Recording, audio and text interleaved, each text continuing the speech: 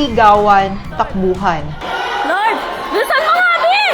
Kanya-kanyang hanap ng ligtas na mapapwestuhan. Tulungaan kay kahinumduman nga ang Ireneo National High School. Ang malaking bahagi kasi ng Mindanao nitong June 8, niyanig ng napakalakas na magnitude 7.8 na lindol. Unang araw pa man din ng pagbabalik sa klase. Sa gitna ng flag ceremony sa Mahayahay Elementary School sa Davao Occidental, naghihiyawan ng lahat bunsod ng malakas na paggalaw ng lupa.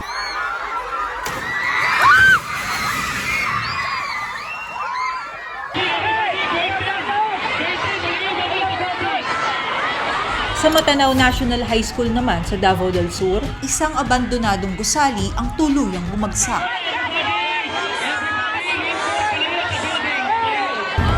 Ang kalamidad na ito, dumagdag lang sa listahan ng pinakamalalakas at pinakamapaminsalang lindol sa Pilipinas.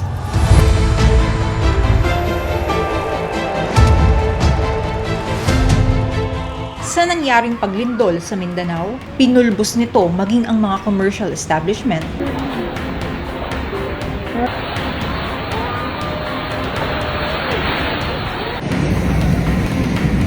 At kahit pa mga mall. Nakunan din ang pagyanig mismo sa airport ng General Santos City. No! Sira talaga, oh! Nasira ang mga daan, Mga bahay, at umurong din ang tubig sa dagat, kaya nagbanta ng tsunami. Dahil tayo ay nasa Pacific Ring of Fire kung saan madalas ang pagyanig ng lupa, asahan na lagi tayong yayanigin, lalo na't kung ang pinakamalalakas na lindol sa kasaysayan na itala sa Pilipinas. Noong 2013, tinamaan ng magnitude 7.2 na lindol ang Bohol Island. ito ang pinakamalakas na lindol na tumama sa probinsya sa loob lamang ng halos 25 taon. Buti hindi pa tayo makyat dun. Noong 2022, niyanig naman ng magnitude 7 na lindol ang mga lalawigan ng Abra at Ilocos. Maraming makasaysayang estruktura ang nasira. Kabilang dito ang kampana ng Bantay Watchtower sa Ilocos Sur na bumagsak.